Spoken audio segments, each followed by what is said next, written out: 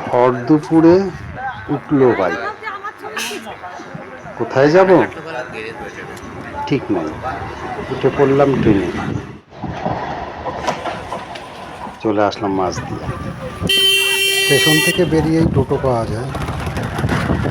ঘাট পর্যন্ত ভাড়া 15 টাকা, আর একটু ঘুরে যেতে হয় তাহলে মন্দির পর্যন্ত যাওয়া যায়। ভাড়া নেয় হচ্ছে 25 টাকা করে মাথা পিছু। আশেপাশে সুন্দর দৃশ্য দেখতে দেখতে আমরা এগিয়ে চললাম। বাসেও আসা যায়, বাসে সেক্ষেত্রে 10 টাকা ভাড়া নেয়, তবে মেন রোডের ওপর নামিয়ে দেবে, ওখান থেকে বেশ কিছুটা হেঁটে যেতে হবে। যে রাস্তা ধরে হেঁটে এখানে কেউ যদি মোটর সাইকেল নিয়ে যায় সেই রাখারও ব্যবস্থা আছে, 10 টাকা করে ভাড়া। এই হচ্ছে ফেরিঘাট। ফেরিঘাটে মাথা পিছু 3 টাকা করে ভাড়া নেওয়া হয়। একবারে যাতায়াত যাওয়া এবং আসা না, একবারে যেতে 3 টাকা মাথা পিছু ভাড়া নেয়। এখন আর ফেরি চলে না, আগে চলতে জল যখন বেশি ছিল তখন 3 টাকা, 3 5 15 টাকা ভাড়া। তবে নৌকো পারাপার করবো না, যে বাঁশের ব্রিজ করা আছে, ওই বাঁশের ব্রিজ পার হয়ে ওপারে যেতে হবে। এটা হচ্ছে চূর্ণী নদী।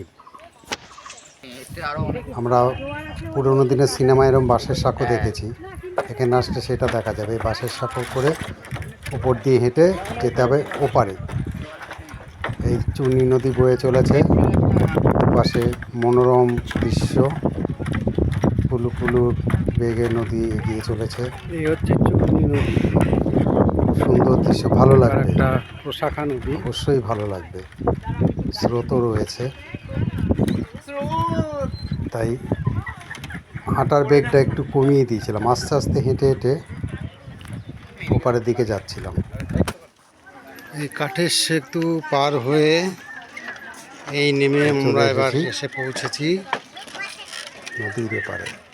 এসে গেছি শিবনিবাস। হ্যাঁ, আমরা এসেছি আজকে শিবনিবাস। এখানে ভৈমী একাদশী মেলা চলছে। এটা একটা জগৎ বিখ্যাত মেলা, অনেক পুরনো। এই মেলাটা শুরু হয়, ওই যে আগেই বললাম, ভীমে একাদশী থেকে মেলাটা শুরু হয় এবং চলে শিবরাত্রি পর্যন্ত। সামনে থেকে দেখে বোঝার উপায় নেই মেলাটা কত বড়, ভেতরে ঢুকলে বোঝা যাবে। অনেক বড় এলাকা নিয়ে মেলাটা হয়, অনেক বড় এলাকা। এখানে রাত্রেবেলা থাকে। আর শিবনিবাস তো একটা নামকরা জায়গা। এর ইতিহাসটা আমি আস্তে আস্তে বলবো, মেলা ঘুরবো এবং যতটুকু আমি জানি বা গুগল বাবাজির সহায়তায় যতটুকু আমি জানতে পারছি সেই অনুযায়ী এর ইতিহাসটা আমি আপনাদের জানাবো। এই যে মেলা শুরু হয়ে গেছে, বাদাম, একটা পার্ক করা হয়েছে।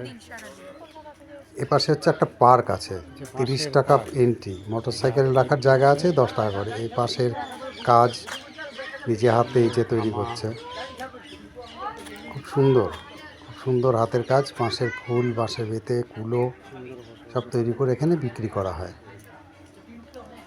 এরা অনেক দূর দূর থেকে নাকি আসে শুনেছি, আশেপাশের লোকাল লোকও আছে। এই যে আড়াই প্যাচ মানে জিলাপি, চপ, খাবারের কোনো অভাব নেই, যে কোনো রকম খাবারই এখানে পাওয়া যাবে। এই যে চিনি শিরার পাক, রেস্টুরেন্টও তৈরি হয়ে গেছে, ছোট হয়ে গেছে এখানে রেস্টুরেন্ট। এগরোল, পকোড়া, যত রকমের স্ন্যাক্স সবই এখানে পেয়ে যাবেন। খাওয়া দাওয়ার কোনো চিন্তা নেই। বাচ্চাদের খেলনা, মূর্তি, সব কিছুই আছে। হাতের ধাগা, ডমরু,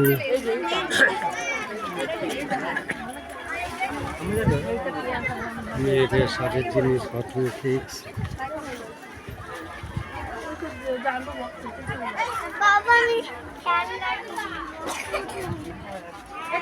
শিবলিঙ্গ, ছোটো ছোটো বাড়িতে নিয়ে গিয়ে পুজো করতে পারেন, আসলে প্রতিষ্ঠা করতে পারেন।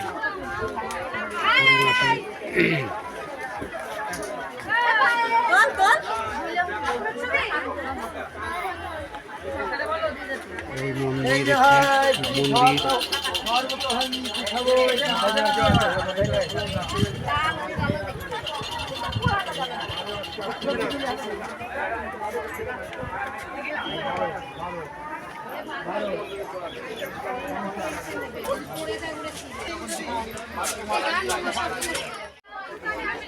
টাকা করে ব্যাগ, ছোট বড় অনেক ব্যাগ আছে। তুলসীর কাঠের মালা, অসাধারণ সব শিবলিঙ্গ, ঠাকুরের মূর্তি, ভীষণ সুন্দর।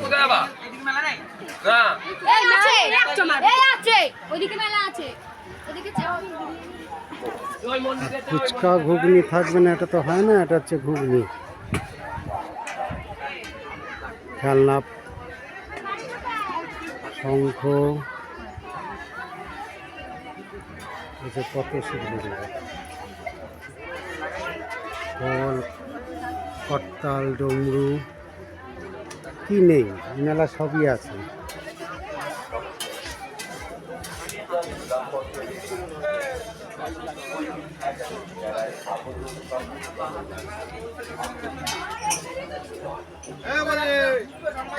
সমস্ত কিছুই মোটামুটি পাবেন এই মেলায়, এখনো পর্যন্ত যা দেখলাম। আর পেমেন্টের ব্যাপারে তো রয়েছে যে অনলাইন পেমেন্ট এখন সর্বত্রই হয়ে গেছে, ফোনপে। সুন্দর সুন্দর ঠাকুরদের ছবি, ভীষণ সুন্দর ছবি। বুঝতে পারছেন নিশ্চয়ই, শ্রীকৃষ্ণ চোখ খুলে আছেন, চোখ বন্ধ করে আছেন।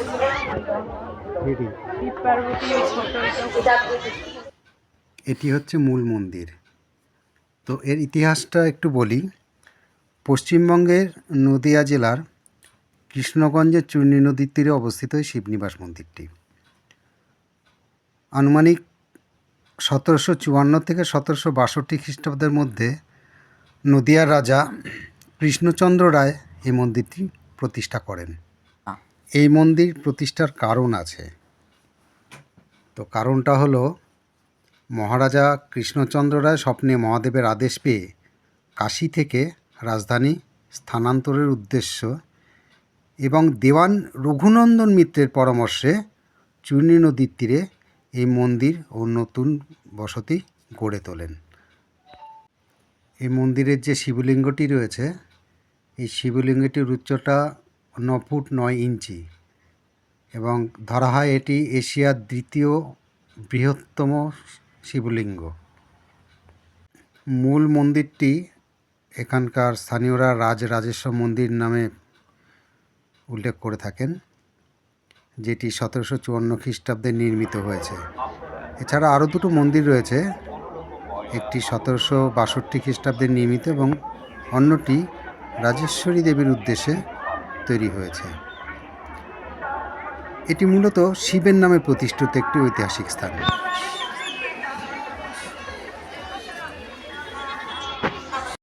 এতক্ষণ ধরে খুঁজছিলাম, পেয়ে গেছি ফুচকা।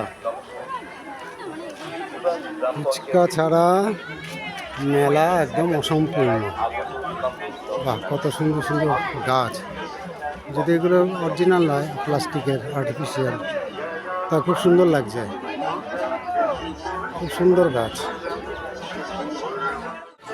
যেখানে সব খই।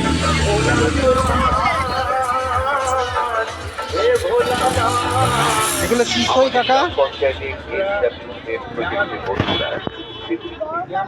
গ্যামা খই, গ্যামা গ্যামা। আচ্ছা, যেখানে খই ভাজছে, এখানে ভাজা হয়। ধান আলাদা হয় না? আচ্ছা, গ্যামা খই আলাদা ধান, যেখানে ভাজা হয় একদম পিওর। প্যাকেট করে, প্যাকেট কত করে এগুলো? 10 টাকা করে প্যাকেট, অনেকটা করেই আছে। 10 টাকা। আর এটা এগুলো 20 টাকা না? তো মেলা আসলে আপনারা কিনতে পারেন, খুব ভালো লাগবে। ভাজা হচ্ছে।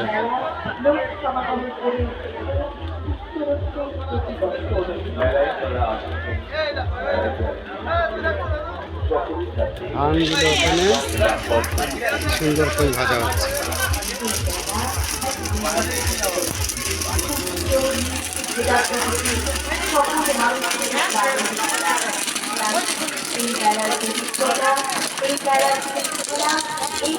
কড়াই ভর্তি হয়ে গেল।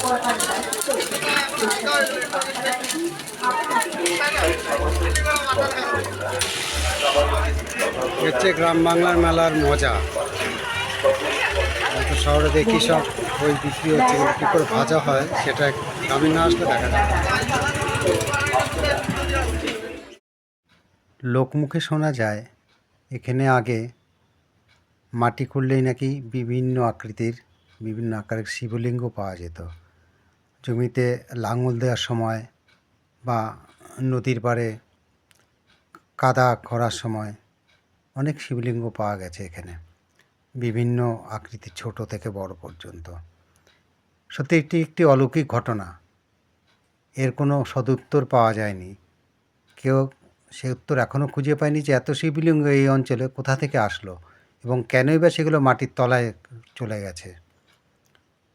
যদিও এখানে সেরকম ছোট কোনো মন্দিরের অস্তিত্ব এখনও দেখা যায়নি, একমাত্র দুটি বড় মন্দির ছাড়া।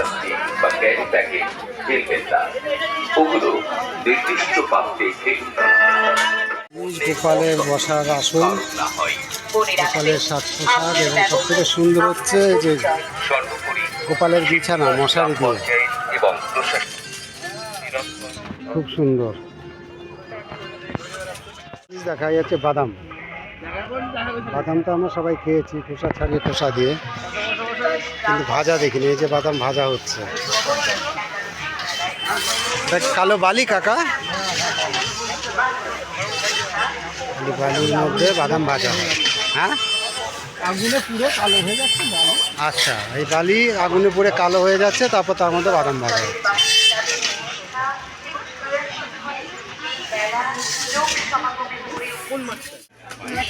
একটা জিনিস দেখাই, জিভে জল আনা, বিশেষ করে মেয়েদের আচার, আচার, সময় চাটনি, আমলা পাচক, লজেন্স, বিভিন্ন রকমের আচার, আর হচ্ছে পাঁপড়। আমি তো ট্রেনে কিনে খাই, এগুলো ভেজে খেতে হয়। অনেক রকমের পাঁপড় আছে এখানে। আর ওই ভেতরে আছে বড়ি, বিভিন্ন রকমের বড়ি। এই যে এরা অনেক দূর দূর থেকে আসে কাজ করে, থাকে এরা। মহারাজা শিব মন্দির তৈরি করে এর নাম শিবনিবাস রাখেন। এই মন্দিরের মূল আকর্ষণ হলো, যেটা আগেও বলেছি আবার বলছি, এখানকার শিবলিঙ্গটি এশিয়ার দ্বিতীয় বৃহত্তম এবং এটি পূর্ব ভারতের সবচেয়ে বড় ও প্রাচীন কোষ্ঠী পাথরের শিবলিঙ্গ। এখানে এই শিব মন্দিরের শিবকে অনেকে বুড়ো শিব বা পুরাতন শিব নামেও ডেকে থাকেন। এখানে এই ভীমে একাদশী মেলা ছাড়াও আর একটা সময় খুব গুরুত্বপূর্ণ, সেটা হচ্ছে শ্রাবণ মাস। আপনারা সবাই জানেন শ্রাবণ মাসের সোমবারে বাবার মাথায় জল ঢালা অনেক পুণ্যের কাজ। তো শ্রাবণ মাসের প্রতি সোমবার দূর দূরান্ত থেকে লোক আসে পায়ে হেঁটে, এসে বাঁকে করে জল নিয়ে এসে এখানে বাবার মাথায় সে জল ঢালে। আর শ্রাবণ মাসের শেষ সোমবার এখানে একটা মেলাও বসে। সেই দিন এখানে পা রাখা দায়, সর্ষের দা রাখা দায়, এত ভিড় হয়, প্রচুর ভিড় হয়, প্রচুর ভক্ত সমাগম ঘটে এবং অনেক দূর দূর থেকে ভক্তরা আসে বাবার মাথায় জল ঢেলে পুণ্য অর্জন করে। কি বানাচ্ছ এটা? কুলো। এগুলো সব তুমি নিজে বানিয়েছো? হ্যাঁ, সব নিজে। কোথা থেকে আসো তোমরা? আমি এসেছি হোগলবেড়িয়া। হোগলবেড়িয়া, বাহ বাহ। মেলা শেষ পর্যন্ত থাকবে? হ্যাঁ, শিবরাত্রি পর্যন্ত আছে। হয়তো শনিবার পর্যন্ত। বাহ, তারপরে বাড়ি। তাহলে এরা অত দূর থেকে এসে এখানে থেকে সুন্দর হাতের কাজ, পাশে কুলো, চালন, ফুলতলা, কুন্দানি, যাকে বলে হস্তশিল্প। হস্তশিল্প। হস্তশিল্প। খুব সুন্দর হাতের কাজ। যে কুলোটা তো ভীষণ সুন্দর, এগুলো সাজি।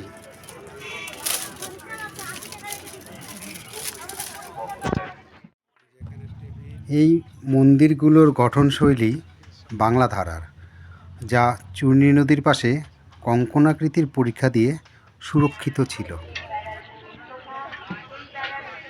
তোমরা কোথা থেকে এসেছো? ও, কাছেই। সব তৈরি করছে, তৈরি করে এখানে বিক্রি হবে।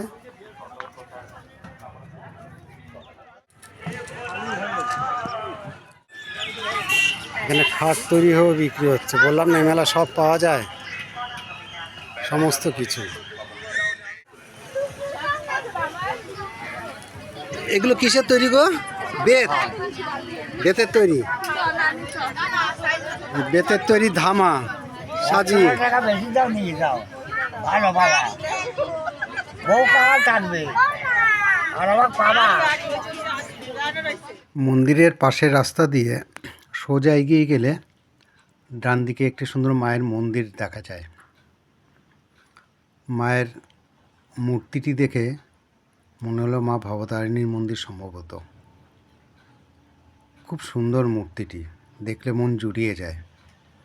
শিবনিবাস দেখতে গেলে অবশ্যই একটু এগিয়ে এই মন্দিরটি এবং মাকে দর্শন করে আসবেন।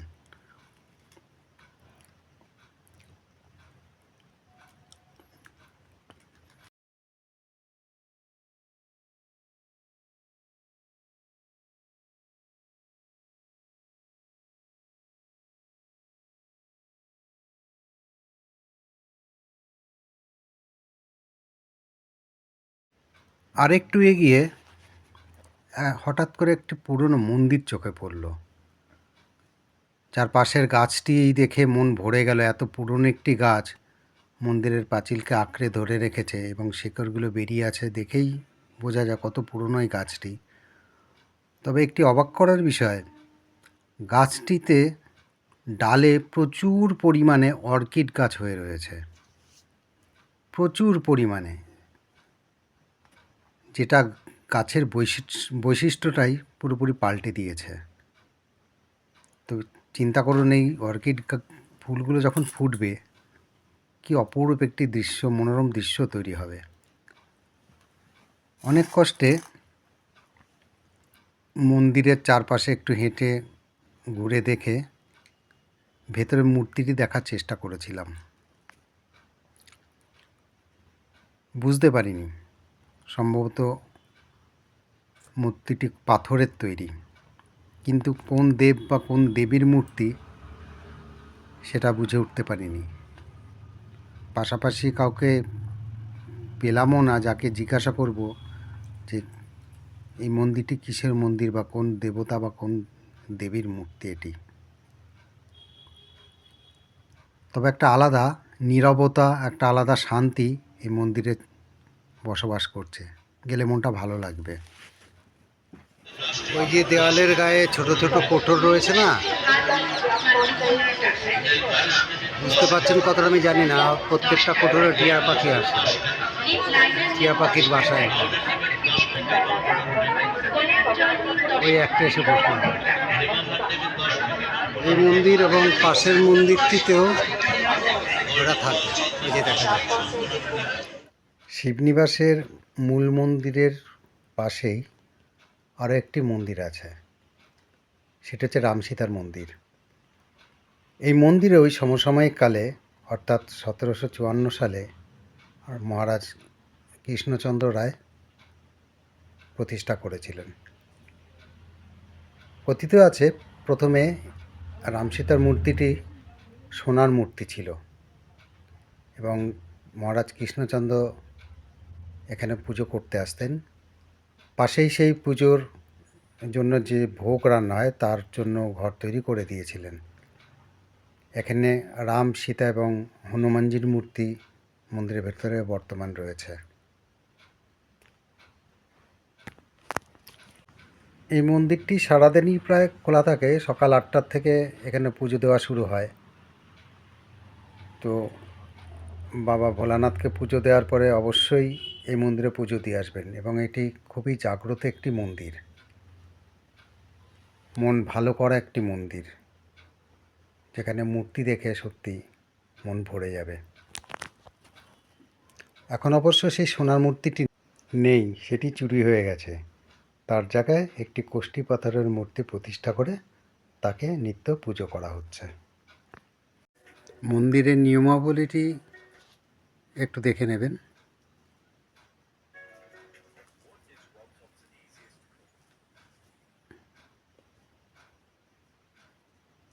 এ হচ্ছে সেই কোষ্ঠী পাথরের বিগ্রহ।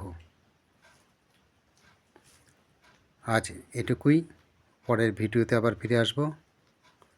সবাই ভালো থাকবেন। ভিডিওটি ভালো লাগলে লাইক, হর হর মহাদেব, শেয়ার এবং সাবস্ক্রাইব করে পাশে থাকবেন। Thank you.